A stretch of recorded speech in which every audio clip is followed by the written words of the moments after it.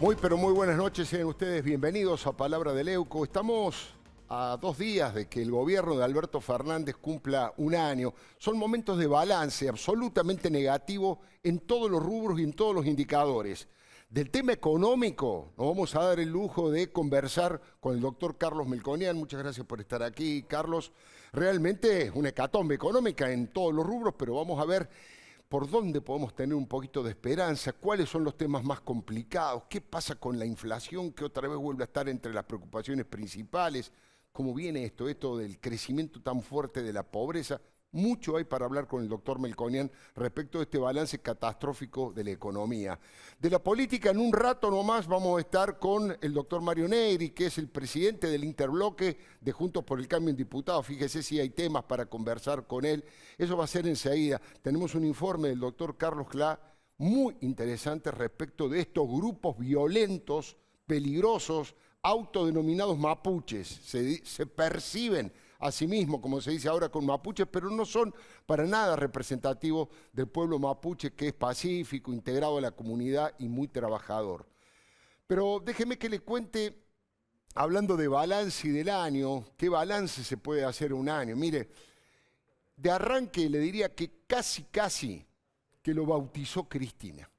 Alberto es el presidente que no preside, el más alto funcionario que no funciona.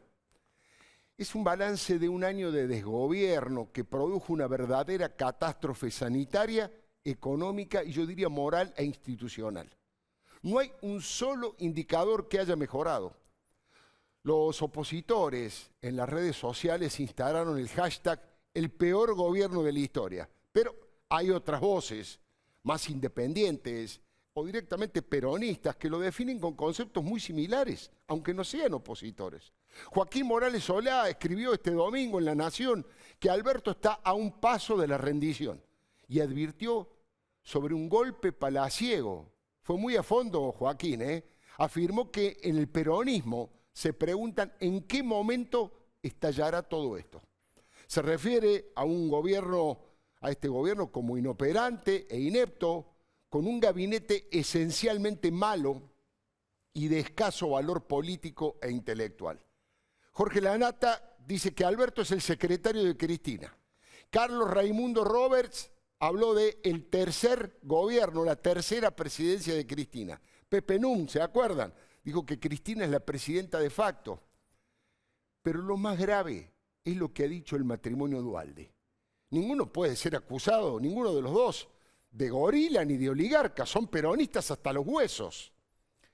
Ninguno anduvo con eufemismos. Chiche Duhalde dijo que son, no lo quiero repetir, unos HDP, por lo que le están haciendo con la quita de fondos a Horacio Rodríguez Larreta. Eduardo Duhalde, el expresidente, el exgobernador, ex íntimo asesor de Alberto Fernández, iba muy seguido a la Casa Rosada hasta hace muy poco. Y además, a lo mejor usted se acuerda, Alberto fue el recaudador, el tesorero de la campaña de Duhalde en su momento. ¿Qué dijo Eduardo Duhalde? El presidente no está en su sano juicio. Eso dijo. Sostiene que hace tiempo que Alberto, acosado por Cristina y por su propia ineficiencia, está grogui, sin reacción, contra las cuerdas. Se tambalea y se parece cada vez más a Fernando de la Rúa. Escúchelo. Creo que no está en su sano juicio. Creo que recibe golpes todos los días. Y un presidente no puede recibir 1, 2, 3, 4, 5 golpes y mantenerse bien. Brutal, La verdad que es desolador. Mire, el honesto y valiente fiscal José María Campagnoli dijo que estamos frente a un abismo institucional, porque el gobierno se siente cercado por la justicia y dijo Campagnoli que está dispuesto a patear el tablero. Les recuerdo que apelando a una metáfora y por supuesto a la terminología de la época, yo le dije hace un par de programas que Cristina le había expropiado el sillón de Rivadavia a Alberto y que le había tomado la Casa Rosada. Miguel Wiñaski, filósofo y compañero de Radio Mitre, lo dijo casi poéticamente. Escribió Miguel: Alberto Fernández ejerce un poder que no tiene. Dice lo que no hace lo que no dice, descubre lo que no ocurre y ocurre lo que no dice. Ahora, desde el humor, con la ironía, editorializa Nick también con la metáfora del megáfono que tanto impacto tuvo, que está con tanta potencia en estos días. Ahí lo vemos. Cristina, con cada tema importante del país, yo siempre te voy a escuchar primero a vos, dice Alberto en la viñeta, en el chiste. Pero su jefa política, con la banda presidencial colocada, Cristina en el dibujo le contesta, igualmente, Alberto, con cada tema importante yo también me voy a escuchar primero a mí. Son ironías y la realidad mezcladas que Gaturro, vestido de gaucho, remata.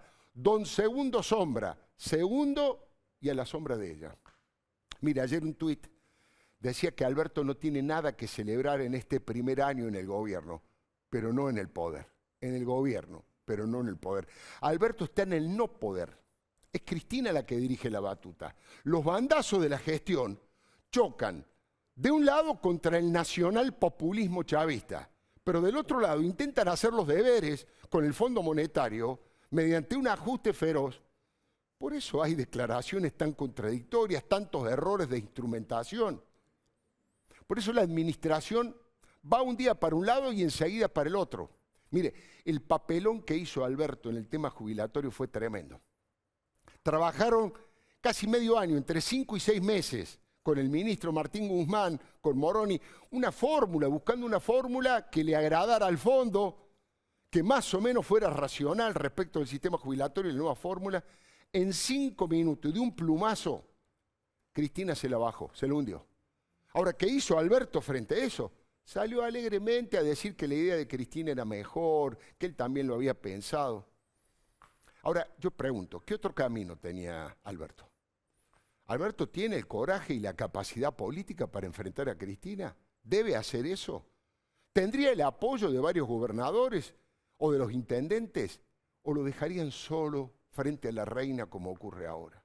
Mire, los resultados puros y duros hablan de un fracaso patético prácticamente en todos los rubros. En todos los rubros. Dijo que había que elegir entre la salud y la economía y chocó las dos. Lo sanitario, bueno, fue doloroso y humillante y sigue siendo para nuestro país.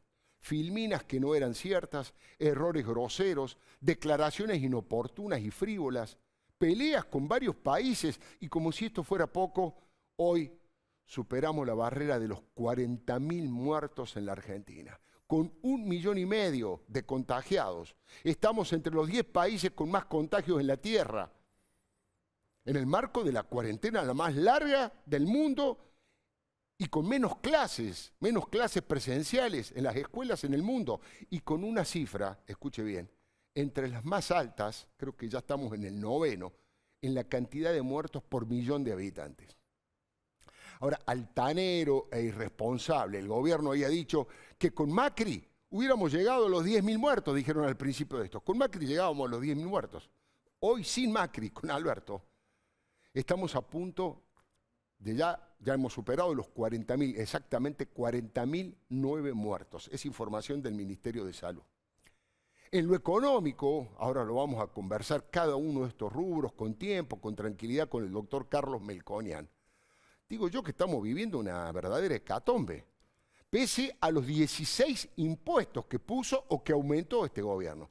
Las cifras de pobreza en general y entre los niños en particular son de terror. Más de 20 millones de compatriotas padecen este drama de la pobreza. La destrucción de casi 3,5 millones de puestos de trabajo en un año es imperdonable. Ni hablar de los comercios y las pequeñas y medianas industrias que han sido destruidas. Con meses y meses de cuarentena y con el consumo casi congelado, la inflación sigue siendo una amenaza brutal. En octubre fue del 3,8% y nada indica que el año que viene estemos lejos del 50% de la inflación. Compartimos el podio de la inflación con los países más atrasados del mundo. Está claro que nos va a llevar años salir de semejante pantano que multiplicó todas las malas noticias. Ahora, pese a la contundencia de esta aritmética, Alberto tiene la cara de acero como para decirle a los empresarios que nadie pasa hambre en la Argentina. No quiere ver la pobreza, no quiere ver el hambre, no quiere ver el ajuste, no quiere ver lo que no le conviene a Alberto, que es su imagen frente al espejo, ante la opinión pública. Mire, su gran amigo Claudio Moroni, el ministro de Trabajo, llegó a decir que estaba contento con el desempeño del salario real. Contento. Desde marzo hasta ahora cayó el 7,4% el salario real. ¿Qué es lo que le produce alegría al ministro Claudio Moroni? Insisto, todos estos temas en instantes nomás los vamos a conversar con el doctor Carlos Melconian. Quiero terminar esta parte de la columna. Después viene todo el tema vudú y lo político, que lo vamos a conversar con el diputado Mario Negri. Pero ni qué hablar de la catástrofe institucional y moral, de liberar presos, de darle siempre privilegios a los delincuentes y desprotección y ninguneo a las víctimas de la inseguridad y del narcotráfico. En el rubro inseguridad el retroceso ha sido asombroso. Y qué decir de la complicidad que muchos funcionarios tienen con los grupos violentos, insisto, que se autodenominan mapuches, pero son delincuentes comunes. En un rato, el doctor Carlos Cla va a hacer su informe especial vinculado a este tema. ¿Qué ha pasado? 2 ministras estuvieron en el sur y los mapuches ni siquiera las atendieron. La idea era negociar. Y una de las ministras llegó a decir, parece que son violentos. ¡Epa! Chocolate por la noticia, ministra. Así que son violentos. ¿No vio las cabañas que incendiaban? ¿No vio cómo apaleaban a la gente? Mire, encima seguimos viendo el intento permanente de conseguir impunidad para Cristina y su banda y el operativo Venganza que avanza a toda marcha. Mire, cristinistas ya tomaron gran parte de los lugares claves de la justicia, pero todavía están en operaciones para destituir al procurador general, a Eduardo Casal, y poner a algún soldado de Cristina, que no es Rafecas, porque Cristina no le permite ni eso a Alberto Fernández, que ponga a su propio procurador. Y además falta la frutilla de la torta, que es ampliar los miembros de la Corte Suprema y diluir el poder de la actual para generar una mayoría automática como en los tiempos de Menem. Hoy, el camarista Ramos Padilla, el padre de Alejo, el juez que está a punto de ser designado juez electoral, Ramos Padilla ha dicho que la Corte Suprema de Justicia, primero ayer planteó que hay que hacerle juicio político, y acaba de decir esta mañana, acerca del mediodía, Ramos Padilla, padre, ha dicho que la Corte está llena de corruptos que son cómplices de los enemigos del pueblo y que, por supuesto, llamó a una movilización para sacar la inmundicia de la Corte. Insisto, este lenguaje agresivo, peligroso, lo ha dicho un camarista vinculado a Cristina, tiene 10 camisetas de Cristina puestas, los Ramos Padilla, sobre la Corte Suprema de Justicia. Ahora, desde lo cultural / político, la glorificación de los barras bravas, de los presos, de la guerrilla setentista, se engarza con este lavado de cerebros y adoctrinamiento de los estudiantes desde la primaria hasta la universidad. Hemos asistido a espectáculos típicos del fascismo educativo. Conozco estudiantes que han renunciado porque en el CBC, después le voy a hacer una pregunta a Melconian, una de las preguntas del CBC es, ¿qué pasaría si el gobierno nacional retira el IFE? Y había un múltiple choice. Bueno, una de las estudiantes contestó, habría menos gasto público y tal vez ese dinero se pudiera destinar para fortalecer con créditos blandos a las empresas que puedan invertir para generar trabajo. Le dijeron que estaba mal esa respuesta. La respuesta que ellos querían que dijera era, si sacamos el IFE aumenta la pobreza. Hay maneras de ver la realidad, por supuesto, y el kirchnerismo impone permanentemente la suya. Pero también, y en esto me quiero detener porque me parece una de las cuestiones más graves, no ha generado impacto en la opinión pública ni en la oposición. Pero me parece una de las cosas más graves. ¿Sabe por qué? Porque es desolador el silencio frente al fraude de la narcodictadura venezolana. El que calla, otorga.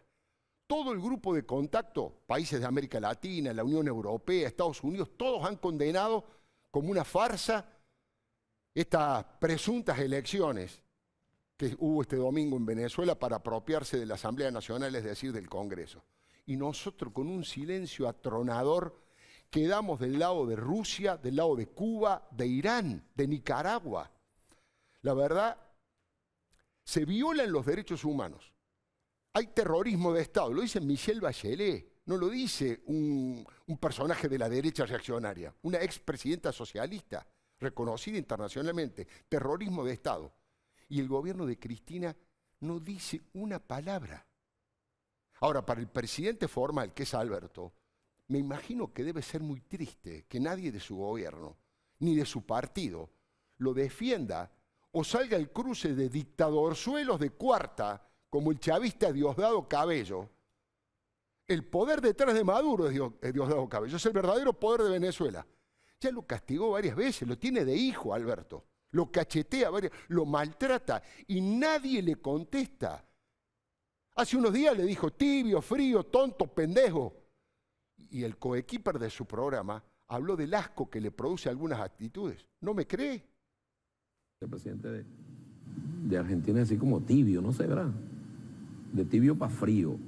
Lo que nos da mucho asco es la acción suya. Hacerse el tonto, el pendejo. No lo estoy criticando ni me meto en los asuntos internos. Solo siento la frialdad y la falta de solidaridad entre hermanos. Bueno, quedó clarito, ¿no? ¿Sabes por qué le digo que esto a mí me parece muy grave?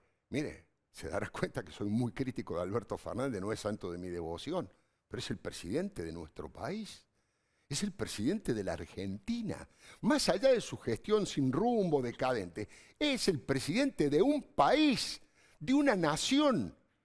Y permitimos que un dictadorzuelo de cuarta insulte y humille al presidente y nadie dice una palabra, ni siquiera digo algo formal, que la Cancillería salga a expresar su crítica, nada. Alguien del partido de gobierno, ni siquiera digamos que sea un kirchnerista, algún peronista puro que diga, pará, Diosdado, estás hablando del presidente de todos los argentinos, elegido democráticamente. No, ni lo defienden, nadie lo defiende a Alberto.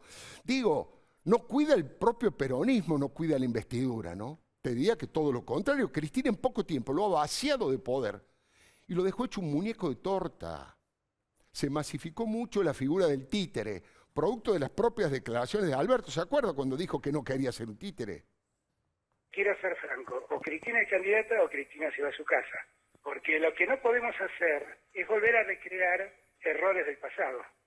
No, yo no tengo ganas de que el poder esté en Uruguay Juncal y en la Casa de Gobierno haya un títere, al que Cristina le prestó los votos. Ahora, la realidad es que más que títere se parece a Chirolita, ¿eh? Es el instrumento de una ventrílocua.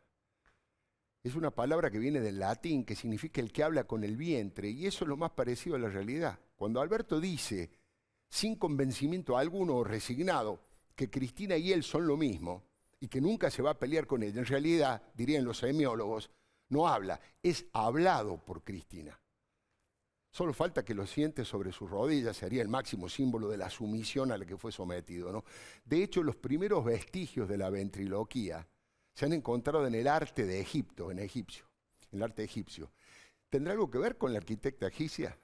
Pero bueno, más allá de las chicanas y la ironía, hay imágenes que son pesadillas. Ya estamos terminando esta parte de la columna y vamos a hablar con el doctor Melconian. La implosión de la educación, producto del récord mundial de aulas y días sin clases, por orden de los jerarcas sindicales, que son los que manejan la política educativa de la Argentina, y la incapacidad de organizar el velorio de Maradona, que terminó como una metáfora de los peligros que se vienen en la Argentina. Le doy mi palabra y ahora le vamos a dar la palabra al doctor Melconian. Nuevamente buenas noches y gracias. Buenas noches, al contrario. ¿Cómo andás, Alfredo? La primera pregunta es casi a pedido suyo. De todos los temas económicos, que son graves por distintos motivos, ¿cuál es el que usted ve como el más preocupante de todos?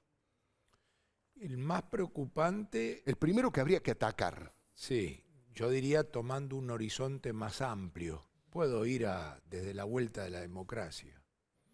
La falta de crecimiento económico, sin ninguna duda, sin ninguna duda. Por supuesto, después vamos a discutir el huevo y la gallina, porque está la tasa de inflación. No. Sin ir al 83, solo de 2001 a la fecha, la inflación ha sido de 7.500%. Fíjense que son 2001, son 19 años. Hay países del mundo, voy a exagerar, casi digo, al 2-3% anual. Eso se multiplica, no se suma, pero estamos hablando 7.500 contra 40, 30. Es como es imposible, como armar un equipo de barrio e ir a jugar La el Champions League, Liverpool, claro. qué sé yo. Iba a decir con Racing, pero falta todavía. Después vamos a hablar de un poquito, fútbol también. por eso, falta un poquito más. Así que, pero si tengo que definir algo, El crecimiento económico. y tiene que tomar nota la clase dirigente argentina, porque hoy, por ejemplo, la calidad de vida de Argentina, medido en lo que se llama el producto per cápita, que es una buena medición, aunque no mide la distribución, está a niveles de 2004 o 1990. 1990. Quiere decir que, o sea, la calidad de vida promedio del argentino ha retrocedido o al 2004 o a 1990. Hoy leía que en términos de pobreza, Sí. en los últimos 25 años, es el país que ha caído y que tiene mayor pobreza, que es el único país del mundo. Que en Claro. los últimos 25 años ha digamos, aumentado su pobreza, que por supuesto pobreza hay en Etiopía y en Brasil, pero Sí. no la han aumentado con el aumento de Argentina. No. Es tremendo ese dato, Carlos. Es tremendo. Lo que ocurre es que yo estaba preparando un análisis que dice muy sintéticamente más o menos así, del 83 a la fecha. La hiperinflación hasta el 89 genera una pérdida del PBI per cápita, de calidad de vida del orden del 30%. 30%. Del 30%. Eso 83-89. Y cuando eso ocurre, saltan los indicadores de pobreza e indigencia. Es difícil ir tan atrás para encontrar homogeneidad en las mediciones, porque yo quiero llegar a hoy con Claro. esto que voy a decir. Entonces después vienen los 10 años de Menem. Yo, por supuesto, voy a hablar con la autoridad de los números. Estamos hablando del pasado, de números oficiales, Claro. del Banco Central o del Ministerio de Economía. No hay camiseta puesta. Sí. Menem levanta los 30 puntos. Menem levanta los 30 puntos. Pasa el desempleo al 15%, hay estabilidad, y baja a lo que yo llamo el promedio de pobreza en la Argentina, porque ahora voy a distinguir la pobreza que genera la macroeconomía de la pobreza estructural que hay que resolver. Claro. Menem baja de 20 puntos la pobreza y la deja más o menos en 25 puntos. Luego el 2001 devuelve los 30 que ganó, devuelve. Eso es la Argentina, devuelve. Devuelve significa que cae de nuevo la calidad de vida a los 30 puntos que lo sube Menem. Por supuesto, va al récord de 52% la pobreza, 20% la indigencia, 20% de desempleo, etcétera, etcétera, etcétera. Y viene Kirchner. Los procesos Kirchner y Menem son diferentes. Yo tengo mi propia visión, la podemos discutir otro Sí. día. Kirchner recupera el 30%. Lo de... Kirchner recupera el 30%. Después digo yo del Sanremes, con una década fabulosa para toda Latinoamérica. Pero no vamos a ver quién fue más meritorio, si Menem o Kirchner. Los números. Dejemos, vamos a los números fríos. Recupera Kirchner. Y entre el 2007 y el 2019 devuelve de nuevo a Argentina a los 30. Son los famosos 12 años de estancamiento que tiene. Son 2 veces Cristina Fernández y 1 vez Macri.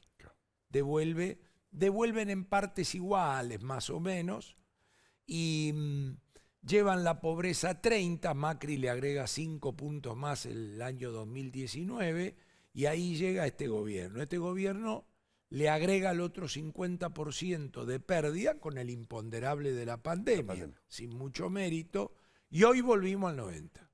Hoy volvimos al 90, con 42 de pobreza, solo superado por el 2001. Más indigencia, más desempleo, con un deterioro formidable en 2 variables claves. Yo hago todo este raconto porque o la política toma nota de esto o estamos complicados. Sí, Después sí. podemos hablar del verano, Sí. de Fernández, de todo lo que vos quieras. Pero primero déjame darte esta pintura de 35, 37 años. Una radiografía estructural histórica. Estructural histórica. Primero se derrumbó la tasa de trabajo formal en la Argentina. Que esto hay que tomar nota, hay que juntar yo rosqueo, me junto con los sindicalistas, les explico esto. Hay una reforma, una nueva relación laboral de facto en la Argentina. La hizo el mercado, te doy los números. Sobre 21 millones de trabajadores llamados población económicamente activa, o sea, de los 40 y pico que somos, 21 en condiciones de trabajar, no llega a 7 los privados formales. 7 millones. 7, de 21. No llega a 7. La tercera parte. Y lo supera la informalidad. Tenés más de 7 informales, de los cuales 4 perdieron el empleo en la pandemia. Claro. Esa es la desgracia. Claro. Y tenés otro tanto de sector público, 3,5 millones, y cuentapropistas. O sea, te quiero decir, te estoy tirando un número laboral que muestra inviabilidad. Vos sabés que no podemos romper la cabeza de qué hay que hacer, y son 3 cosas las que te decís. Mira, después discutimos lo que hay que hacer. Pero entre todos, como dirían Obama o que en paz descanse Tabaré Vázquez, porque ¿qué opinan ellos? Dice, los presidentes son como una carrera de antorcha, de relevo. Ya. Venís vos y agarrá la posta vos. Vengo yo, agarro la posta yo. ¿Y qué hago? Sigo lo que hizo el otro. Así lo explican Tabaré y Obama. No como acá. Claro. No como acá. Entonces, ¿qué ocurre? Primero, ahí tenemos un lío bárbaro. O sea, si yo te digo a vos que en 35 años lo único que hiciste es incrementar la informalidad, el cuentapropismo y el sector público, vos decís, paremos 5 minutos y veamos qué carajo está pasando, claro, porque claro, es un elemento objetivo total que lo publica el Ministerio de Trabajo, no yo. Que es movilidad social descendente. Descendente. Sin duda. Descendente. El segundo elemento clave de toda esta película es que se derrumbó como nunca en la historia la tasa de inversión. Entonces, ¿la tasa de inversión qué es? Es lo que uno invierte para reponer o para ampliar y para crecer. No le busquemos ninguna vuelta, no es ni neoliberalismo, terminó toda esa chantada en el mundo. Si esta lámpara se rompe y nadie se repone, es que este canal no está reponiendo ni siquiera lo que se rompe. En el país ocurre eso hoy en la Argentina. Vos tenés que invertir, se dice, yo sé que la gente se pierde, pero para tomar un parámetro, sí, vos tenés que invertir 17 puntos del PBI, del producto, que es plata, sí, solo para reponer deterioro, obsolescencia. Y da 12. Vos en 17 salís 0-0 de local, claro, y da 12. O sea, vos tenés que entender que este es un país que se decae en términos de que no se repone. Entonces yo digo... Ahora, espera, una pequeña cosa. Sí. Esa caída brutal de la inversión directa. Sí. ¿Es en este gobierno o ya venía con Macri? ¿Cuáles son los porcentajes? Porque en particular ocurrió en este gobierno, en este año en particular. Por actitudes y medidas antinegocio o antimercado. Donde nunca, con alguna excepción en el principio de Kirchner y en el primer gobierno de Menem, nunca se llegó a una tasa de inversión que se dice garantizaría el crecimiento económico. Y hay que decirlo así. Claro. En el primer gobierno de Menem y en la primera parte de Kirchner, a mí qué me importa que uno de Boca y el otro de River. ¿Me entendés? Entonces, eso hay que explicarlo a la gente así, porque la gente castiga la mentira. No le tienen que mentir más. Veo que el ministro, cada reportaje que aparece sigue mintiendo. Pero el ministro de Trabajo, no, el de Economía. De Economía, pero no entiendo, porque además es una persona formada de una universidad americana que viene y se mete en el quilombo al pedo de la política. Entonces digo, bueno, tu primer tarea es aclarar, poner luz. Después si quieren que lo hagan, porque el que manda es la política. Entonces, ¿qué ocurre? Vos tenés ahí relaciones laborales de facto. Tenés la inversión reproductiva que no se repone. Bueno, tenés 2 curiosidades más. Primero, el gasto público en la década del 2000 subió 15 puntos del PBI. 50%. Y la presión tributaria, 10%. Claro. Y la pobreza es superior. O sea, No, ese es el camino. terminemos. Claro. Yo digo, júntese uno de cada equipo. Estos números hay que ponerlos arriba de la mesa, encerrado 3 días hasta que tengamos una articulación y un diagnóstico uniforme. Y digamos, vos ves que esto es así y que el que está enfrente diga, no, no es así. ¿De dónde lo sacaste? Del Ministerio de Trabajo. Llamen al ministro. ¿Está bien, ministro? Sí. Gracias, ministro. Sigamos nosotros. Claro. Entonces, el diagnóstico uniforme dice, subieron los impuestos, subió el gasto público, subió la informalidad, Yo meto la tenés más pobreza. pobres. Entonces digo, ¿cómo es la historia? Claro. ¿Cómo es la historia? Digo, no le pegué más de rastrón abajo, Claro. porque la taja, empecé a pegarle a otro lado, ponele al ángulo que vaya a la tribuna. Entonces quiero decir, ese diagnóstico uniforme, para que luego sea una carrera de antorcha, como dicen Obama o el finado Tabaré. Tabaré, ¿viste? Hay que congeniarla en la política, porque no es un gobierno, 2 gobiernos, son 37 años. Subo 30, lo devuelvo, subo 30, lo devuelvo. La informalidad, la inversión. Entonces yo digo, si mañana vos te llaman a esa cumbre a opinar, vos tenés que salir con esto. Claro. ¿Qué estamos discutiendo? Si en enero se mueve el dólar. ¿Qué estamos discutiendo? El contado con liqui. Claro. ¿Qué estamos discutiendo? La paz cambiaria. ¿Qué estamos discutiendo? Si la recaudación dio como la inflación. El chiquitaje al lado de esto, que son los Chiquitaje temas estructurales, berreta, claro. berretalandia, chiquitaje berreta. ¿Vos sabés qué se hizo en el mundo en la pandemia? Todo con plata. Sí. La pandemia, yo arranqué así este proceso político.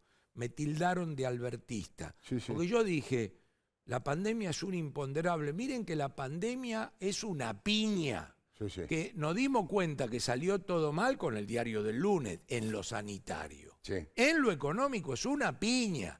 Lo que este gobierno, voy a decir, recibió de papita fina en los 2000, ahora lo castigó la pandemia. Es como Claro. que digo, en los 2000 fuiste Pelé, sin hacer nada y te fumaste todo. Y ahora la pandemia te lo sacó. Ahora, ¿cómo lo atacó el mundo? Sabiendo que Argentina es el chanchito que hizo la casa de paja. Claro. Porque en lugar de acumular, encanutar, guardar, no tiene fondo de pensión, no tiene crédito externo, no tiene crédito interno. Y terminemos de hablar quién lo hizo o por qué vino. Porque, digamos, si no, te van a comer los piojos. Entonces, ¿qué ocurre? En el resto del mundo, parte de la solución para que vos aflojes lo menos posible el nivel de actividad y la producción, en vez de engancharte con la cuarentena y las libertades públicas y todo eso que se discutió acá, se bajaron los impuestos. Claro. Y este es un gobierno que sube los impuestos en el medio de la pandemia. Entonces vos tenés que entender que las cosas se hacen a veces mal, porque te salen mal, pero ya están escritas después las cosas. No, claro, y además es como un encarnizamiento terapéutico. Si te, bueno, la definición de locura de Albert Einstein. Si vos haces esto, y los resultados son los mismos, bueno, cambia el Por criterio, eso, porque si por no- eso te digo, yo no me la quiero agarrar exclusivamente con el año, porque hemos tocado fondo. Ahora, que este gobierno tuvo el imponderable de la pandemia, sin ninguna duda. Que tuvo magros resultados, como se ven en la tasa de En los crecimiento números, nada más. económico, de 190 países en el mundo ha tenido los peores resultados. Ahora, no resolvió el tema político. O sea, el tema político arrancó mal parido el primer día. ¿Por qué? Bueno, por cómo se eligió la forma, por todo lo que sabemos. ¿Y cómo va? Mal. Mal. Te digo por las preguntas que te hacen de adentro, de afuera, de todos lados. Claro, todo estuvo. Segundo, volvió a quedar confirmado desde el punto de vista de el formato, la revalidación de regulaciones, congelamiento, intervencionismo público, como si fuera parte de la medicina. O sea, si alguien tenía miedo que ocurriera, también ocurrió. Y por supuesto el desaguisado macroeconómico. El desaguisado macroeconómico es querer inventar que se puede emitir moneda y no vas a tener inflación, que podés poner 3 policías y controlás el dólar. O los precios. Claro, repeticiones. Pero yo no quiero dejar de hablar de los 37 años. No, por supuesto. Ese es el telón de fondo donde está toda la crisis. Me gusta seguir manteniendo, no yendo a la coyuntura. del año y a la coyuntura, es decir, mirá, acá tenemos un despelote que la clase política y sus dirigentes y su sindicalismo y nosotros y todos, ninguno se puede excluir, no se ha sabido resolver, no se ha sabido resolver. En la coyuntura viene esta cuestión y estamos en el chiquitaje, si tenés precio cuidado, precio máquina. Entonces yo lo que digo es, tiene que aparecer la luz acá de 3 tipos que razonen qué quiere el país, cómo se compara contra el resto de Latinoamérica, a dónde quiere ir, qué quiere hacer. Si vos sos izquierda, vos sos la derecha, lo que corresponda. Hay una cuestión finita que lo divide. Quedan en el camino los extremistas separatistas. Entonces quiero decir, hay diagnóstico, o sea, se sabe por qué nos fue mal. Basta de ¿Quién hace ese diagnóstico en la Argentina, además de vos? ¿Qué otros economistas, digamos, podrían ser convocados para una cosa así, de distintos palos ideológicos? Pero no puedo. No, ya sé. No te estoy diciendo que hables mal de alguien. Hable bien. Te estoy diciendo que hables bien. No, yo te diría, es una buena pregunta en el sentido de que hay veces que en privado esto se entiende. Claro. Pero después hay como una lógica de la política. Claro. Digamos, nadie se atreve a decir que esto es fabricar pobre. Claro. Pero vale para justicia, vale para seguridad, vale para economía. Hay mucha hipocresía. Sobre la base de que el que te escucha es boludo. Claro. Entonces vos necesitás cada vez más boludo en todas las disciplinas para decir, vos decirle esto, que total son todos boludos. Mentile, que son... Claro. Entonces digo, en algún momento, o esto se da un fenómeno donde 80% vota en blanco, o no van a votar, o no sé qué hace, pero dice, no viejo, no quiero esto, no me mientan más, no quiero esto, labure para arreglar esto. Diciéndote, además, que en estos fenómenos donde se movió un montón de plata, donde intervienen los bancos centrales, los ministerios, donde son trillion y billion, la dosis de honestidad que hace falta y de eficiencia en el manejo de eso. Ah.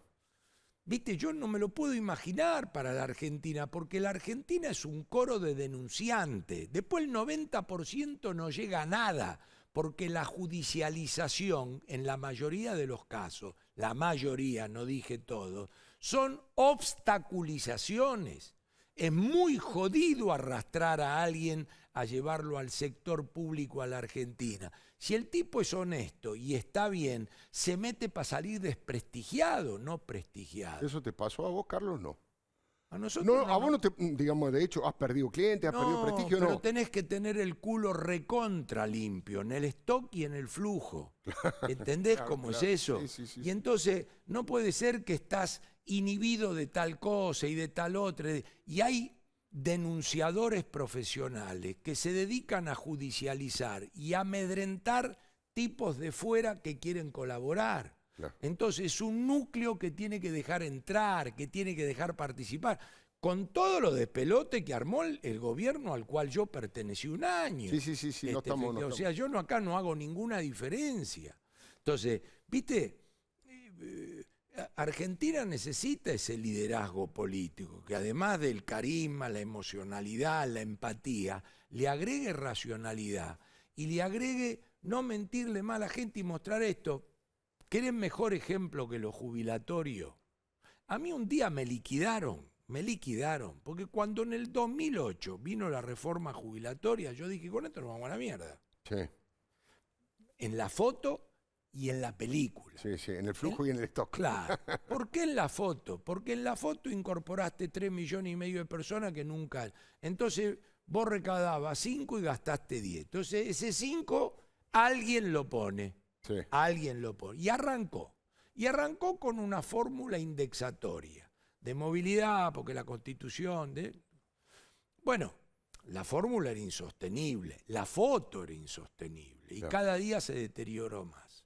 Después vino el gobierno de Macri, que incluyó el Fondo de Reparación Histórica, que era otra anormalidad, discutida con el presidente en su momento, y cambió la fórmula de ajuste el famoso día que se llenó de piedra. Las 14 toneladas de piedra en el Congreso. Hoy en la politización, de nuevo, sin que nadie se involucre en la foto, ahora vamos al cambio de fórmula, que es más allá de la anécdota de si el 5 va a cuenta, porque todo eso, discutir el 5, la fórmula, aleja discutir el problema. Yo cuando lo veo me vuelvo loco, porque digo, discutamos la fórmula de movilidad, pero primero discutamos la foto. La foto, ¿por qué es un problema? Porque sale más de lo que entra, y detrás de eso hay jubilados. Entonces, alguien con espalda de la política, uno de Boca, uno de River, uno de Racing, tienen que de cara a la gente a decir, tenemos este de pelote. Y alguien lo va a arreglar, se va a ocupar la realidad. Porque, viste, el otro tema semántico y de eslogan es la palabra ajuste, que es como el tipo que todos rechazan la palabra ajuste. Lo va a hacer la realidad. Claro. Lo que hay es una especialidad para decir, este es el ajustador, este es el ortodoxo, como si el progresismo no tuviera que ajustar después. Entonces, ¿qué ocurre? Si tres tipos con espalda, de los cuales dicen, yo represento a 35 de la sociedad, el otro a 30 y el otro a 30, y mañana te va a tocar a vos, mejor que arreglemos esto, porque en la medida que se haga la carrera de antorcha, vamos a ir diciéndome, ¿por qué no aclaramos esto? Bueno, estamos discutiendo hoy la fórmula. La fórmula es como se indexa la quiebra. ¿Vos entendés que la fórmula es? Y venimos con que el 5 a cuenta... Vos sabés que el 5 a cuenta es irrelevante. La fórmula de ajuste cae, porque otra vez estamos detrás si te comes un trimestre o no. Lo que este gobierno le criticó al anterior, ahora estamos a 3 días que el anterior critique a este. Entonces, yo lo que estoy pensando, pero con absoluta sinceridad y preocupación, por eso te dije, no quiero concentrarme en este año, que fue nefasto, el imponderable, pero no se escondan detrás del imponderable, más vale, porque son una murga igual. Ahora, hablemos de los 35 años, porque si no, no va a salir más. Muchísimas gracias, Carlos. Gracias como a vos, siempre, por interesantísimo. Favor. Bueno, me dice que está el diputado Mario Negri ya en línea para hablar un poquito de la política esta. Diputado Negri, muy buenas noches, gracias por estar allí. Hola, Alfredo. ¿Cómo le va? Lo escucho fuerte y claro, lo escucho muy bien y lo veo muy bien. La primera pregunta, ¿cómo es esta decisión? ¿Cómo tomaron esta decisión y cuáles cree usted que son los puntos principales de este comunicado que ha sacado Juntos por el Cambio, con la firma de todos sus integrantes, realmente muy crítico y muy duro respecto de la actuación de este primer año del gobierno de los Fernández? Bueno, días pasados, en una de las reuniones que tenemos semanales de la Mesa Nacional, se nos ocurrió a algunos que creo que es responsabilidad, después uno puede estar de acuerdo o no, en hacer el balance al primer año de gobierno, como nos hubieran hecho a nosotros, siendo la principal oposición. Se puede estar de acuerdo o no, pero está hecho con absoluta sinceridad. Hubiésemos querido que no escribir mucho de lo que tuvimos que escribir ahí, pero eso significaría que estaríamos en una Argentina con más certidumbre y sin embargo terminamos el primer año llenos de incertidumbres y con un nivel de tensión no esperado. Es realmente, y de todos los temas, porque es muy crítico prácticamente en todos los rubros, ¿cuál cree usted que son? Usted repasó muchos hoy. ¿Cómo? Que usted repasó muchos hoy en su editorial. Sí, también. yo también hice, lo que pasa es que yo también, al revés del documento Juntos por el Cambio, puse el eje, el centro, que a mí me parece que es el nudo principal. Un poco lo decía Melconian también, que acá el gobierno desde el punto de vista político tiene vaivenes ida y vuelta porque no está clara la conducción política de la Argentina. Pero, digamos, ¿cuáles serían los principales problemas que ustedes ven? Cuando llegó la pandemia, que el virus desafió al mundo y a la economía y nos asustó a todos, tuvo una oportunidad el presidente. Sí, sí, sí. Siempre la sociedad espera una oportunidad mejor. Sí, de hecho, usted le dijo, usted va a ser el comandante. Usted usó la palabra comandante como diciéndole, usted el presidente de la nación, estamos atrás, estamos respaldando. Sí, en aquel momento nos mostró papeles que hablaban de casi 2,5 millones de contagios. Bueno, estamos en 1,5 millones, nos pareció una locura a nosotros. Claro. Y 40.000 muertos. Ese empoderamiento social a uno de los que no los votamos fue una pena. Lo desperdició rápidamente. Creyeron que la pandemia se convertía en un proyecto político. Claro. Y el segundo error gruesísimo fue meternos en una discusión y en una tensión entre salud y economía, como usted dijo hoy, Alfredo, creyendo que el que hablaba de economía mataba a la gente. Y en realidad no solo la pandemia mataba gente, sino que la economía también mata gente. Si no, no estarían los índices a lo que hizo referencia Melconian, porque somos top 10 en el mundo, en los números a la baja, en los peores. Todas las economías iban a dejar de crecer. Claro. Es más, los populismos como Trump, que tenían menosprecio por la gente y los que se morían, o lo que podría usted decir de Bolsonaro, lo que sea. Pero sin embargo venía la filmina de los viernes y era como una carrera, ¿no?, de Fórmula 1. Nosotros éramos Cachito campeón de corriente, no testeábamos, pero éramos los mejores, hasta que desaparecieron las filminas, ¿no? Y ahí nunca pude entender, sí, ahora sí, por qué el presidente nunca quiso convocar al diálogo frente a una emergencia de esta naturaleza. 4 veces le pedimos Juntos por el Cambio, no para asociarnos, sino para ver qué podíamos hacer por algo que hasta aún hoy, hasta que no esté la vacuna, no sabremos cómo termina. Ya con la vacuna están haciendo también una carrera, cuándo viene, cuándo no viene. Entonces, yo creo que cometieron errores muy gruesos. Y lo peor de todo fue que a la incertidumbre sanitaria le sumaron incertidumbre política, incertidumbre institucional, incertidumbre económica y ahora casi incertidumbre electoral. Y podrían haber evitado, casi todas podrían haber evitado. El gobierno no buscó ni siquiera intentar hacer un programa de desarrollo previsible, ver el mundo que teníamos, complejo, el mundo que se va a venir, Alfredo.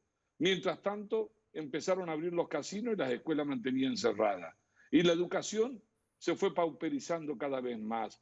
Y la inflación empezó a trepar y a crecer.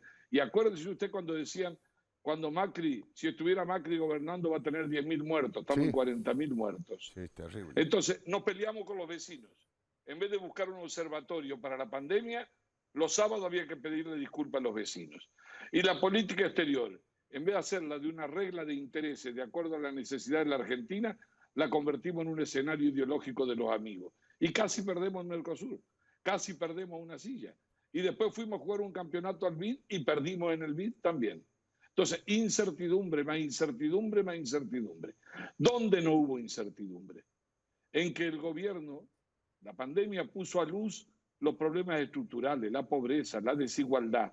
Eso mostró la miseria de un país que obviamente no hemos podido resolver entre todos los problemas y todos somos responsables. Pero sí el gobierno hubo algo que le puso luz y lo hizo sí su programa, el programa judicial. El programa judicial que fue la obsesión de la vicepresidenta desde que llegó. Sí. Resolver su pasado, que por supuesto tiene derecho como cualquier ciudadano a defenderse. Lo que no tiene derecho a agarrar el estado de abogado, ¿no? Bueno, el día que anunciaron reforma judicial, ese día puso en luz el gobierno que su programa era el mismo que el de la vicepresidenta. Y fuimos a parar al diablo con la idea de buscar una idea de desarrollo, una economía exportadora, empleo, trabajo, inflación. Todo lo que va a venir peor para el año que viene, al 2021. Caímos 12,5% del PBI. Se nos cayó la mitad de la clase media en la Argentina, Alfredo. Todos sufrieron, pero nosotros más que nadie. Pero a pesar de eso, nosotros estamos en un nivel de tensión casi a la silla eléctrica. Vino Vicentín. Después de Vicentín, la propiedad privada, que sí, que no, pero no es mala la idea. Después las ocupaciones, desconocer las ocupaciones. Después la sentencia de la Corte, después de 15 jueces sobre vudú, y por lo menos tienen que tener un poco de pudor. El gobierno manda a su funcionario a hablar en contra del fallo del máximo tribunal de alguien que ha sido condenado por un delito que merecería ya, como dice hoy un abogado especialista, que como es honorífico, que le saquen Claro. directamente lo que cobra la pensión honorífica como vicepresidente de la Nación. El doctor Herrera, que es un especialista en el tema previsional, ha dicho que esa pensión de 420.000 pesos que cobra por mes no es una pensión previsional producto de su ahorro, es una pensión honorífica por haber ocupado un cargo, pero él deshonró ese cargo, robando desde el cargo de vicepresidente de la Nación. Es una contradicción y una locura que encima el pueblo argentino le pague. Le quiero hacer 3 preguntas buscando respuestas más breves para poder preguntarle todo. Usted habló de incertidumbre electoral. Yo junté 3 elementos a ver si tienen algo que ver en lo que usted está diciendo. Primero, nombran en la Comisión Nacional Electoral al doctor Daniel Bejas, apoderado del Partido Justicialista de Tucumán y abogado de Alperovich y de Juan Mansur, del gobernador. Primer tema. Segundo tema, ya van contra las PASO, van contra las elecciones PASO, segundo tema. Y tercer tema, Alejo Ramos Padilla debe ser, junto con el padre, el que más camiseta de Cristina tiene puesta encima, está propuesto para manejar, para ser el juez electoral de la provincia de Buenos Aires. Son 3 temas que a mí me generan mayor incertidumbre electoral todavía. No sé qué piensa usted, doctor. Coincido totalmente y no se van con chicas. Si algo uno debe rescatarle es que no tienen pudor, a toda velocidad. En el primer caso, bueno, para mí no es una novedad. Hoy he visto alguna contradicción con lo de las PASO, porque independientemente de decir que se gasta mucha plata o no, usted puede bajar, podría decir a donde no se compite no hay PASO, pero las PASO pasaron a ser la transparencia, desaparecieron los punteros, los que revoleaban los votos, claro, los que te lo compraban. Con un agregado, le voy a decir a Alfredo, que es pero muy fuerte. ¿Qué van a invocar para la pandemia? Pero como si el presidente ha dicho de que ya llega la vacuna. Dice que en agosto vamos a estar 5 millones vacunados. ¿Y entonces de qué pandemia es la que van a hablar? ¿Qué otro argumento van a decir para bajarla? ¿Bajar los gastos? Metieron casi 20.000 millones en la reforma judicial, con 1.600 cargos. No tuvieron problema y en sumar y en multiplicar. Después vinieron con el impuesto, dijeron, a la riqueza. Los multimillonarios están afuera, no vinieron ni al blanqueo. ¿Sabe qué es ese impuesto? Son 3 cosechadoras, 3 tractores, 3 acoplados en la zona productiva, una casa y una chata. Ya está pagando impuestos. Y después vamos y le sacamos la plata. Incertidumbre electoral. Incertidumbre electoral en el máximo, el tribunal más fuerte electoral. Fíjese usted lo que han hecho, sin ningún tipo de tapujo. Lo mismo pasó con la designación en la Cámara Nacional Electoral. Ni siquiera respetaron a una mujer brillante que además estaba primera y es secretaria y tomó todos los exámenes, lo pasó. No hay ningún tipo de pudor. Está absolutamente claro que tampoco tenían interés en buscar un acuerdo. Los acuerdos electorales, de reformas electorales en cualquier país del mundo, no son para el gobierno que está, son para los gobiernos que vienen, para los que se van cambiando. Esa es la democracia en serio. No puedo cambiar las reglas electorales de acuerdo cuando yo gobierne. No hablaron con ningún partido. ¿A quién llamaron? A los gobernadores, que por supuesto tendrán su opinión, pero nosotros, yo personalmente, más allá de las diferencias con algún amigo, no, yo defiendo las PASO y creo que se puede modificar garantizando la transparencia. Y si no quieren que nadie se contagie, boleta única. Claro. Cuesta 2 pesos. Una boleta por cada elector. Hace años que la venimos pidiendo. Y ahí va a haber un ahorro económico muy importante. Boleta única de papel. La última pregunta, diputado Negri. Venezuela. Me duele, me da vergüenza ajena, no porque me sienta ajeno a la Argentina, al contrario, me siento ajeno al gobierno que ha guardado silencio cuando prácticamente todos los países racionales, democráticos, republicanos del mundo han repudiado lo que ha pasado y el gobierno ha optado por el silencio. Es increíble. El gobierno es un manojo de contradicciones dentro del propio poder. No tienen ningún problema pasar a la misma velocidad, de acompañar la condena de Bachelet en Naciones Unidas, de desmentirla después, de decir otra cosa. Y esto ya es el colmo. Esto llenó el vaso. Dice que votó menos del 30%. Lo condena el mundo, no lo aplaudimos. Y un detalle no menor, Alfredo. No fueron capaces de saludar como corresponde a la muerte de un presidente ejemplar como en Uruguay. que vi ayer cómo lo despedía a su pueblo, sin empujar el auto, sin tirarlo, sin nada. Sin embargo, acá no pudieron organizar un velorio, ¿no? Y hablan de otras cosas. Entonces, yo creo que al presidente, mire, lo que más me duele es que los argentinos le dimos todo. ¿Sabe qué le dimos? Le dimos la libertad por el miedo. ¿Y sabe qué hicimos? Nos encerramos todos para no contagiar a otros. Mientras en casas de lugares del Gran Buenos Aires no podían encerrarse todos, se encerraban de a 10, de a 20, hacinado. Ahora, darte la libertad al Estado, necesitas un Estado que la maneje con mucho equilibrio y responsabilidad. Seguro. Y el gobierno, yo lamento, tiene pecado de gula. Hay un desequilibrio de poderes. Entonces, el Parlamento vamos ahí peleando para la presencialidad. Ahora hemos avanzado enormemente en diputados, no en el Senado. La justicia batió el récord, va abriendo las ventanas despacito y los primeros que salieron los que tenían que estar presos. Y el Poder Ejecutivo, con toda la discrecionalidad, billetera, mata galán, y aún provincias como la mía, como Córdoba, como la tuya, como Córdoba, que representaba por encima del radicalismo, del peronismo, hasta con De la Sota, representaba una idea federal, guarda con empujarlo a los cordobeses, guarda con querer prepotearlo. Nosotros lo acompañamos a De la Sota a demandar a la nación por el 15% del ANSES cuando nadie se animaba, solo 3 provincias. Y ahora chequera mata galán. Y ahí fueron y votaron el impuesto a la riqueza contra los propios sectores productivos. Entonces, este modelo debe cambiar. ¿Tiene una oportunidad? La tiene el presidente. ¿Cuánto quedan? 3 años. ¿La Argentina puede seguir 3 años así? No. La fatiga social nos tiene que preocupar. Necesitamos, si nos llama mañana a dialogar, nosotros vamos a dialogar, pero con las cartas sobre la mesa.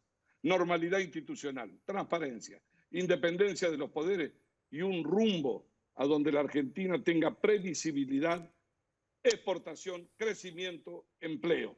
Todos tenemos pasado y somos responsables.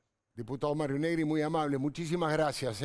Muy buenas noches. Gracias, Alfredo. Hubiéramos querido otro balance. Exactamente, como todos los argentinos, por supuesto que queremos que vaya bien este país porque todos vivimos aquí. Muchísimas gracias.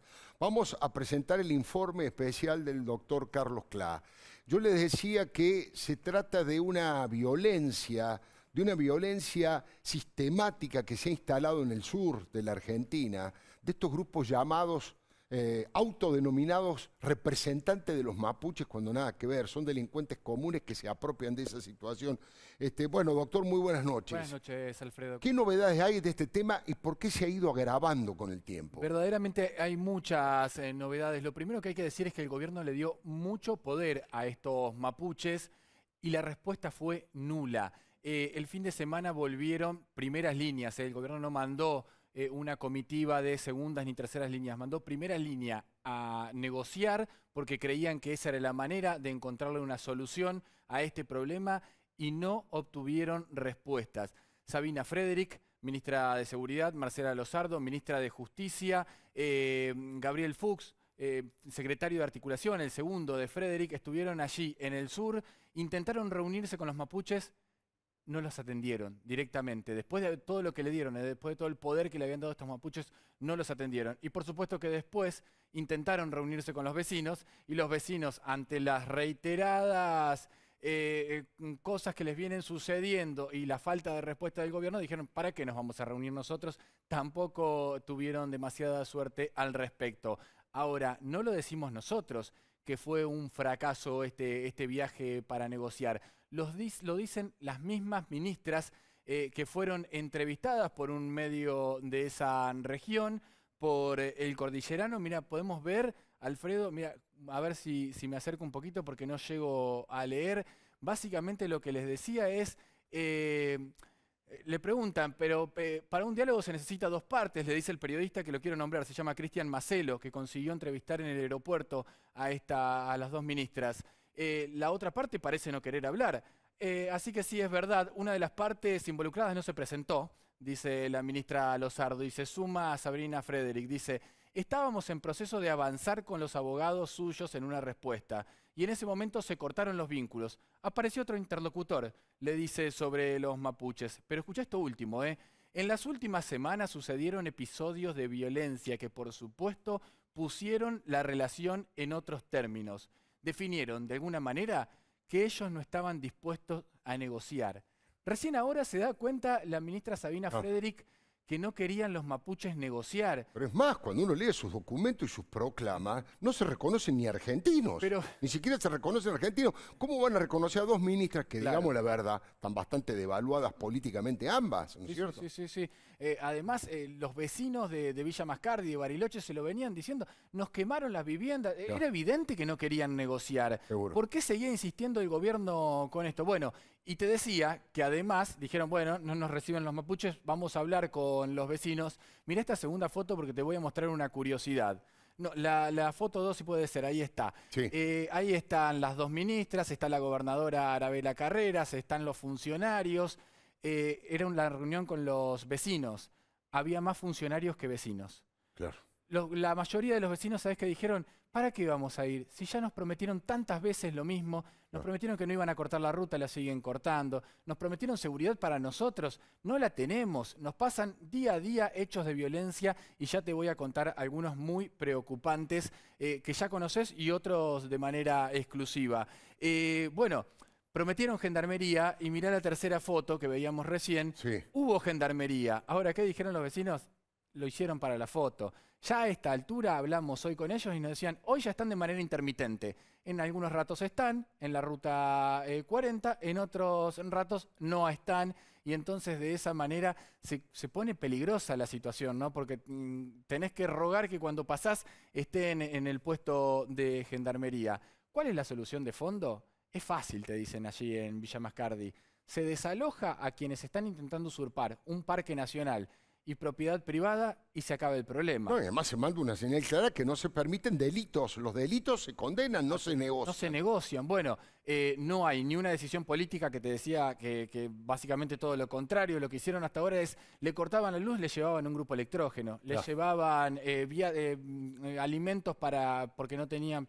Al final le estaban dando fundamentos para que puedan ejercer estos hechos de violencia. Y dicen en el sur, cada vez que venía un funcionario, la señal que percibían ellos debe haber sido muy buena, porque después había un hecho de violencia. Claro. Hubo hechos de violencia reiterados las veces anteriores que fue Fuchs, y otra vez en esta oportunidad se repitieron. Hay uno que probablemente ya hayas visto, que tiene que ver con Diego Frutos, este vecino a quien ya le quemaron la vivienda. Otra vez lo encontraron, esta vez hace unos 10 días atrás, en la ruta 40, lo reconocieron y le dieron una paliza tremenda, pero además le apoyaron una faca, acá de manera bastante amenazante, ¿no? Para sacarlo de este auto. Mirá. No lo mataron de casualidad, Pero mirá por favor las imágenes. Además cobardes, con capuchas tapándose la cara, un montón, 4 o 5 personas contra uno solo, ahí le están pegando patadas en el suelo. Viene, loco.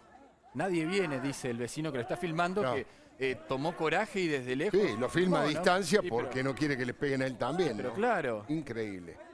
Mira, una verdadera paliza simplemente... Y ya le quemaron la cabaña, Frutos. Ya le quemaron la cabaña y ahora le pegaron de esa manera. Por supuesto, estaba todo lesionado. Hay una causa judicial al respecto. Hay 3 personas de ahí que fueron identificadas, pero escuchá esta curiosidad aparte. La justicia le puso una orden de restricción de no acercarse a Frutos, a estas 3 personas identificadas, de 500 metros. Pero viven a 250, porque Frutos tiene su cabaña y ellos están ahí al lado en el Parque Nahuel Huapi. Entonces dice, ya de entrada no iban a respetar esta cuestión. Imagínate sin la gendarmería lo que podrían hacer. Estas imágenes son exclusivas, Alfredo, que te voy a mostrar. Este es Diego Frutos, decíamos, ya lo conocíamos y habíamos visto las imágenes. Ahora te voy a mostrar imágenes del abogado de Diego Frutos, Ernesto Saavedra. Sí. Le robaron la casa justo cuando se había ido de viaje, parecía que tenían todo planificado y ese robo es bastante extraño. Y mirá estas imágenes, de manera exclusiva la estás viendo. Mirá con la tranquilidad que le entran a la casa. Esto pasó el viernes pasado. ¿Esta es la casa del abogado de Diego Esta es la Frutos? casa del abogado de Diego Frutos y de otras causas de usurpaciones en el sur. Le entraron de esta manera, mirá cómo se meten, tranquilamente se prende una luz automática, se agachan un poquito, salen corriendo para el interior de la vivienda Y allí se cortan las imágenes. ¿Por qué? Porque el resto está en secreto de sumario, porque con las demás imágenes pudieron identificar a estas 3 personas. Pero hay una cuestión muy particular. Le robaron cosas, le rompieron la casa y le dejaron muchas piedras. La policía sospecha que esas piedras tienen que ver con un mensaje mapuche. Claro. Las piedras identifican a los mapuches. Entre las cosas que le robaron, y eso es lo que más lamenta el doctor Saavedra, le robaron bienes que pertenecían a su mujer, que murió hace 2 años, y él los tenía guardados para repartirlo entre sus hijas. Esos también se llevaron estas personas, y la verdad es que siguen pasando cosas en el sur, Alfredo. Casas quemadas, heridos, mucho miedo, y por ahora ninguna respuesta. Muchísimas gracias. Digo, para que nadie se haga el distraído, ¿no? Para que tengan la gran posibilidad de tomar medidas realmente en este sentido institucionales, democráticas, pero sumamente firmes para evitar que esta violencia crezca, se espiralice y se multiplique. El Estado no puede mirar para otro lado. Ya venimos en instantes. Palabra de Leuco.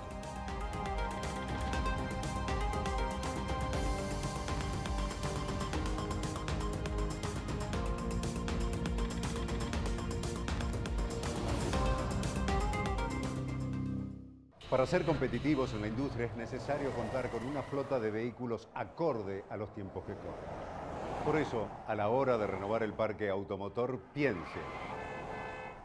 piense solo en el especialista. Naviran Mercado, subastas online.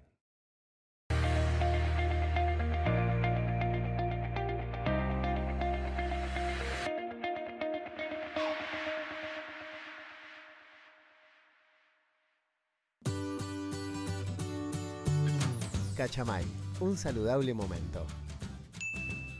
Estar separados también es estar juntos.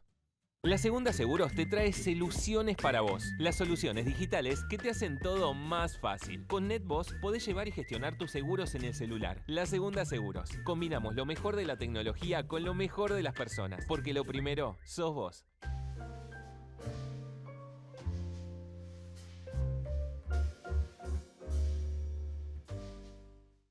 Biox, desinfectante eficaz para la prevención del coronavirus. Biogénesis Bagó. En Prevención ART, cuidamos a los que trabajan, cuidando el recurso más importante que tiene una empresa, la gente. Prevención ART de Sancor Seguros, cuidando a tu gente, cuidando a tu empresa. Tenemos la oportunidad única de salir de una forma distinta, que todo vuelva a empezar. Y con la nueva Tracker con motor turbo y Wi-Fi, la SUV también. Nueva Chevrolet Tracker, la nueva normalidad de la SUV.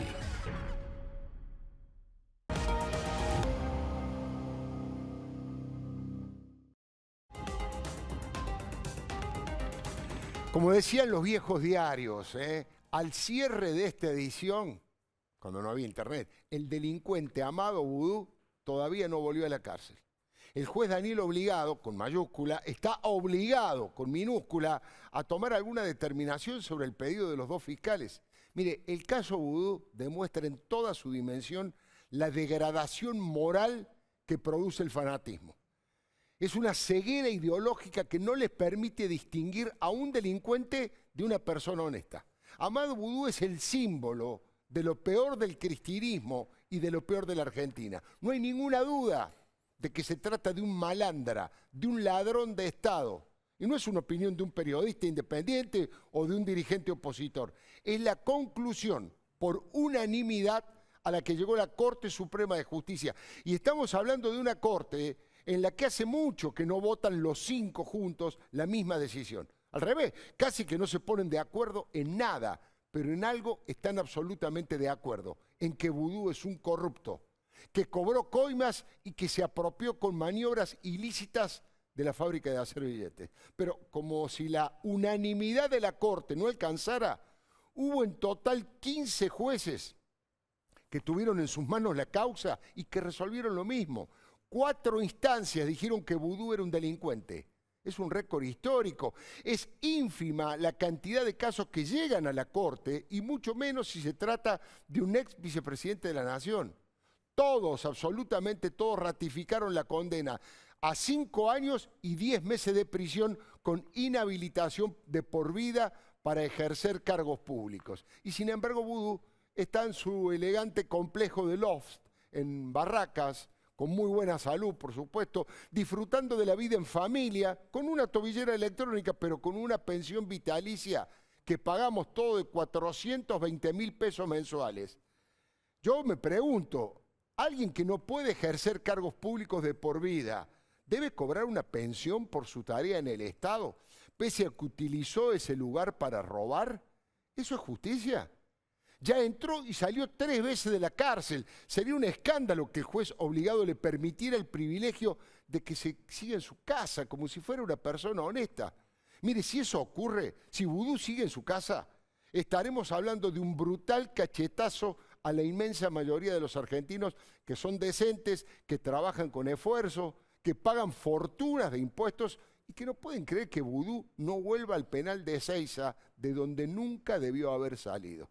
Pero la degradación moral no es solamente de Vudú. Muchos dirigentes de su espacio político salieron a poner las manos en el fuego por él.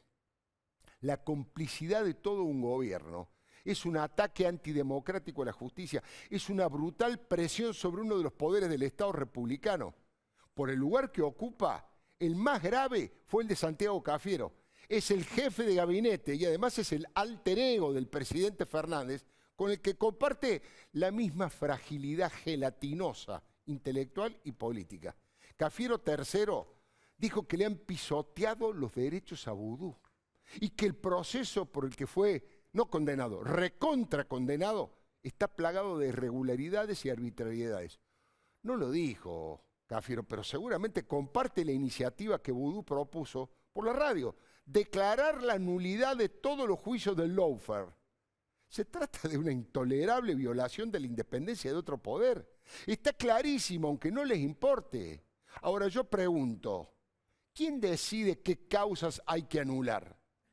¿Quién dice cuáles son las causas del lawfare en el caso de que existiera ese invento de Cristina y del Papa?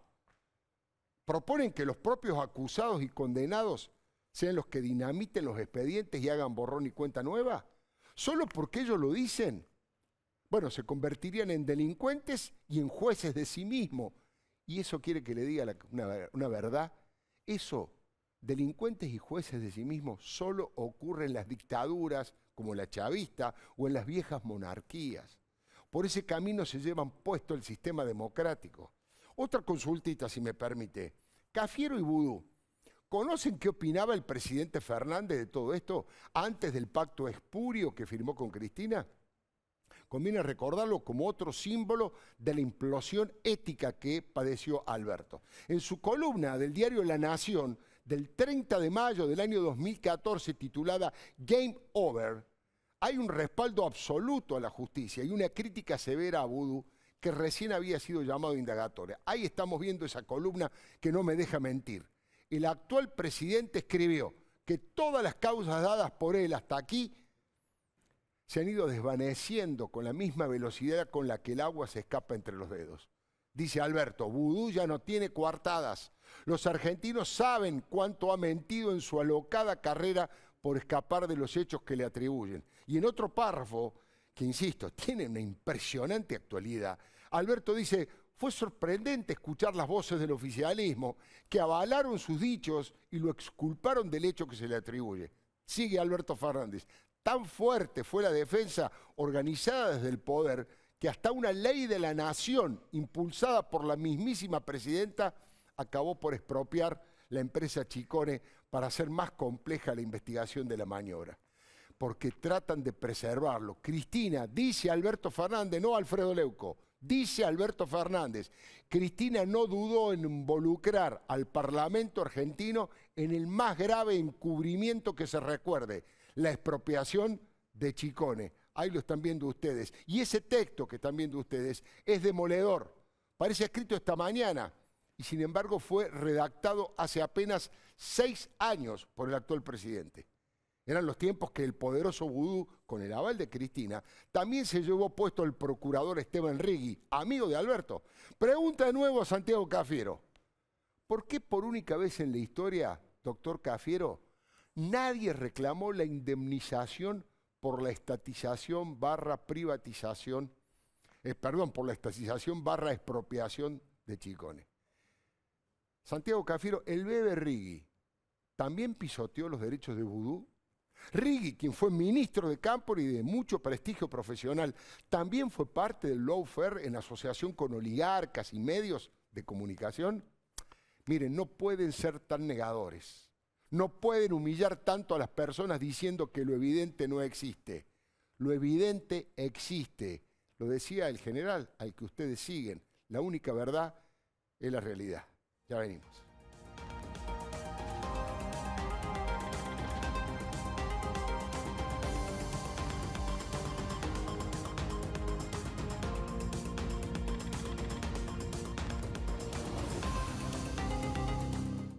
Todos sabemos lo que representa para la logística de una empresa una flota moderna de vehículos. Por eso, a la hora de renovar el parque automotor, piense en el especialista. Nadirán Mercado, subastas online.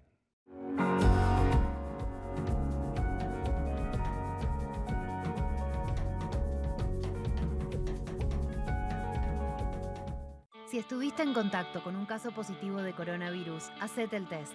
Para más información, entra a buenosaires.gov.ar/test o chatea con la ciudad al 11 50 50 0 147. Cuidarte es cuidarnos. Buenos Aires Ciudad. Entra a www.voyasalta.com.ar. Arma tu viaje y vení cuando quieras hasta abril del próximo año.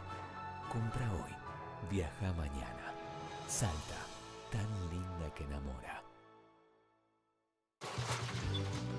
Cualquier cosa que necesites.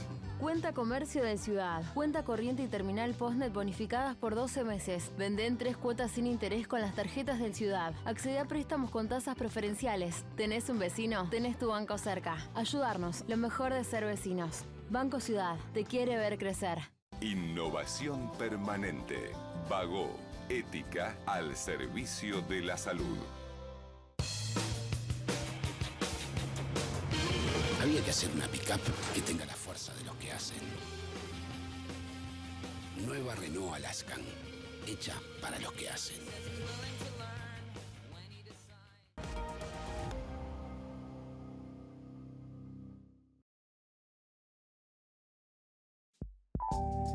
Muchísimas gracias por el acompañamiento de siempre y recordarles de paso a aquellos que quieran ver nuevamente parte de la editorial, algunas de las entrevistas, a Carlos Melconian, a Mario Negri, el informe, el doctor Carlos Clas sobre la violencia mapuche o de los autodenominados mapuches.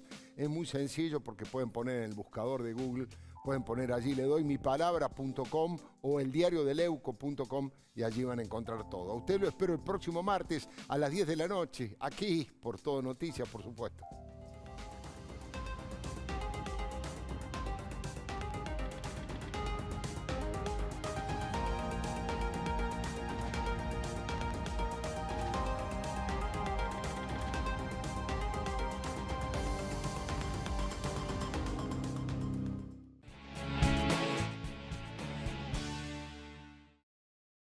Nos preparamos para la nueva temporada turística, porque Córdoba siempre te va a estar esperando. Se desarrollaron rondas de negocios con más de 900 participantes del sector privado. Se conformó el nuevo catálogo de experiencias turísticas. Córdoba Innovadora, un amplio abanico de propuestas para ofrecer a los próximos visitantes de nuestra provincia. Córdoba Turismo, Gobierno de la Provincia de Córdoba.